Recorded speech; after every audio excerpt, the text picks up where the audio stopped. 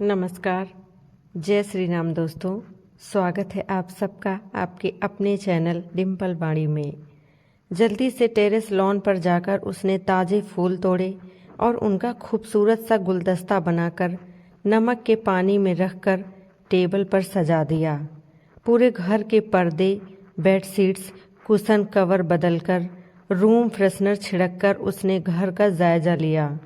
कुछ हद तक तसल्ली हो जाने के बाद उसने खुद का जायजा लिया।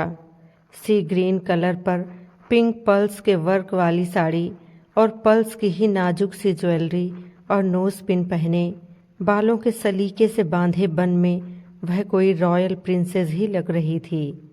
फिर भी डोर बेल बजते ही उसका दिल जोरों से धड़कने लगा। कांपते हाथों से उसने दरवाज़ा खोला। हेलो, योर मैजेस्टी वेलकम, उसने कर्टसी में झुक कर कहा। हा, अरे भाई, I am not queen Victoria. खैर, हाथ का इशारा करके वे अंदर आईं। पीछे उनका बेटा कुंवर अर्जुन प्रताप सिंह हाथ बांधे खड़ा था। अर्जुन उसका पति, जो फिलहाल महारानी सुलक्षणा देवी के रॉयल एस्कॉर्ट से ज़्यादा कुछ नहीं लग रहा था। महारानी कहीं से भी 60 साल की नहीं लग रही थी। कोई अजनबी देखता तो 40-45 से ज़्यादा नहीं मान सकता। गोल्डन वर्क वाली डार्क मरून साड़ी और रूबी की ज्वेलरी में वे बहुत शानदार लग रही थी। भव्य, राजसी, किसी को भी जो हुक्म दें वह मानने पर मजबूर हो जाए। नर्वस होकर अक्षरा जल्दी जल्दी टेबल सजाने लगी। यह सब आपने बनाया है? महारानी ने इतनी देर में यही एक बात की। जी योर मैजेस्टी, इतने तकल्लुफ़ की ज़रूरत ही नहीं, हम बस पानी लेंगे। जी, अक्षरा गिलास में पानी भरने लगी। इतनी देर में उन्होंने अपनी बोतल निकाली, 2 घूंट पिए और वापस रख ली। तो खूबसूरती और सही मौके पर सही चाल चलने के अलावा कोई और खूबी भी है आप में? उन्होंने आर पार भेदने वाली नज़रों से अक्षरा को देखा। माँ, अक्षरा बहुत गुड़ी लड़की है। ये मैथ्स में बहुत होशियार है, MBA और कंप्यूटर्स में। हाँ, हम जानते हैं, गुड़ा भाग में माहिर है लड़की। यह कोई बताने की बात हुई? कुछ और बताओ जो हम नहीं जानते हों। उन्होंने बेटे की बात काटते हुए कहा, और यह कि हम भी इनसे उतना ही प्यार करते हैं जितना ये हमसे। अर्जुन ने प्यार से उसके कंधे पर हाथ रखा और आंखों में आंसू भरे महारानी के तानों से ढहती सी अक्षरा को जैसे मजबूत सहारा मिल गया। उसने शुक्रगुजार नज़रों से अर्जुन को देखा। अर्जुन की नज़रों में वह दृश्य घूम गया जब उसने पहली बार अक्षरा को देखा था। वह महिला अनाथाश्रम के एक चैरिटी फंक्शन में बतौर चीफ गेस्ट मौजूद था। कई स्वयंसेवी संस्थाओं, अनाथालयों, वृद्धाश्रमों और स्कूलों को वे लोग रेगुलर डोनेशन देते थे। अक्षरा की ग्रेसफुल भरतनाट्यम परफॉर्मेंस से सभी लोग प्रभावित हुए। उसके बाद जाते समय कुंवर अर्जुन ने मैनेजर से पूछा, 7.5 लाख ठीक रहेंगे ना? पीछे खड़ी अक्षरा ने कहा, जी सर, 5 महीने के खाने की व्यवस्था तो हो ही जाएगी। मैनेजर ने उसे घूर कर देखा, लेकिन कुंवर ने दिलचस्पी से उसे देखा। मैडम, मैथ्स वीक है आपका। 7.5 लाख रुपए में 50 औरतों के 5 महीने के खाने की व्यवस्था कैसे होगी? सर, 100 रुपीज़ पर हेड पर डे के हिसाब से 50 लोगों के 150 दिन की व्यवस्था हो ही जाएगी ना? 100 रुपये, लेकिन हमें तो 500 रुपये बताए जाते हैं। उसी के हिसाब से पे करते हैं हम तो। इसीलिए इस महीने के 7.5 लाख देने की बात हो रही है। अर्जुन की त्योरियां चढ़ गईं। सर, ये लड़की तो कुछ भी बोलती है, आप इसकी मत सुनिए, मैनेजर ने जल्दी से कहा।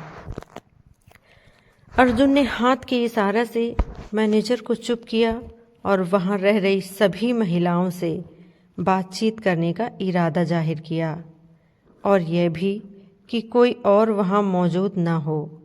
किसी में इनकार की हिम्मत तो थी नहीं। अब बंद हॉल में कुंवर के साथ सभी 50 औरतें थीं। उन्होंने सबसे खुलकर अपनी समस्याएं रखने को कहा। तब जाकर उन्हें गड़बड़ियों का पता लगा। अक्षरा ने बिल्कुल टू द पॉइंट हर खर्च का हिसाब बताया। उनकी सुरक्षा और पालन पोषण में कोई कमी न आए, इसके लिए उनका ट्रस्ट खुले हाथ से पैसा खर्च कर रहा था, पर उन तक पहुंच नहीं रहा था। छोटी मोटी चोरी तक ठीक था, 5 से 7 गुना लूट मची हुई थी। कौन किस हुनर में माहिर है, अक्षरा को सबकी जानकारी थी। कुंवर अर्जुन ने उसके तेज दिमाग से इम्प्रेस होकर उसे ही फाइनेंस संभालने का काम सौंप दिया। साल भर में उसका MBA कंप्लीट होते ही वह बाकी सभी संस्थाओं का लेखा जोखा भी संभालने लगी। एक अनाथ लड़की पर इतनी मेहरबानी देखकर लोगों को बातें बनाने का मौका मिल गया, लेकिन कोई भी खुलकर बोलने का दुस्साहस नहीं कर सकता था। कुंवर अर्जुन सिंह शादीशुदा परिवार वाले थे, लेकिन वे कोई बिगड़ैल अय्याश रजवाड़े नहीं थे। उनकी शादी एक पॉलिटिकल मैरिज थी। उनकी पत्नी नंदिनी उनसे उम्र में 17 साल बड़ी थी। इस समझौते की शादी में उन्होंने शुरू से ही स्पष्ट कर रखा था कि वे जब चाहें दूसरी शादी कर सकते हैं, जिससे चाहे संबंध रख सकते हैं। बस उनका उत्तराधिकारी उनका इकलौता बेटा ही होगा।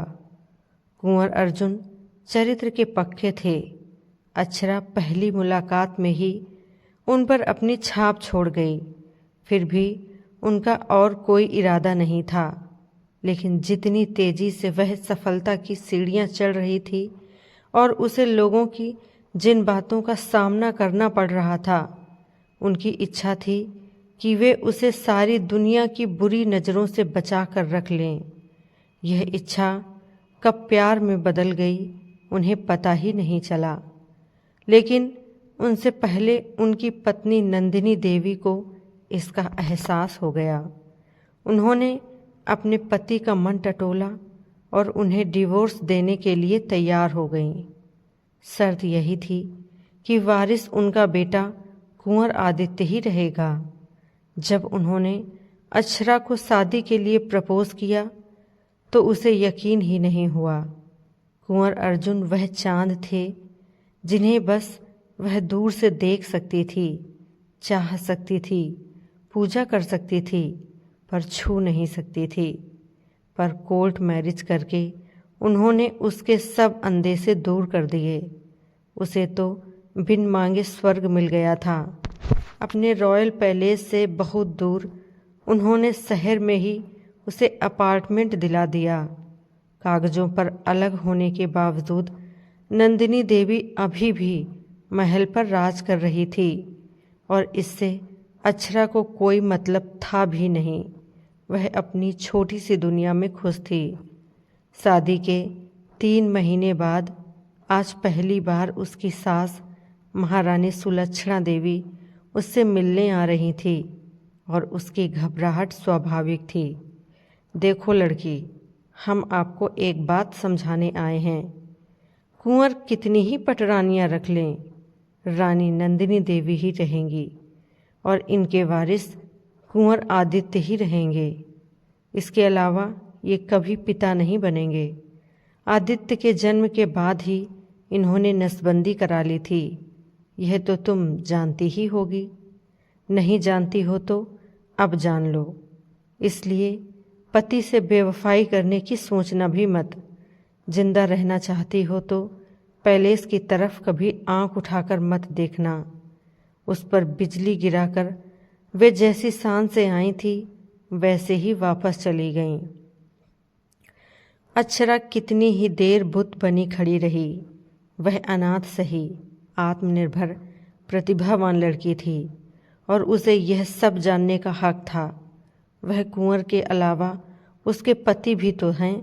उसका अर्जुन एक औरत के लिए चाहते हुए भी मां न बन पाना कितनी बड़ी महरूमी है। क्या वे जानते नहीं? महारानी को छोड़कर जब अर्जुन वापस आया तब तक रो रोकर अक्षरा का बुरा हाल हो चुका था। उन्होंने फौरन उसके लिए लेमन टी बनाई और उसे गले लगाकर अपने पास बैठाया। आप मेरे साथ ऐसा कैसे कर सकते हैं? मैंने ऐसा कुछ नहीं किया। फिर यह सब क्या है? तुम तक आने का रास्ता।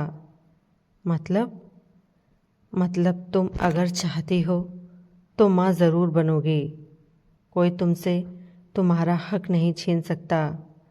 पुश्तैनी संपत्ति का वारिस चाहे आदित्य हो, मेरी पर्सनल प्रॉपर्टी में हमारे बच्चे का पूरा शेयर होगा, लड़का हो या लड़की।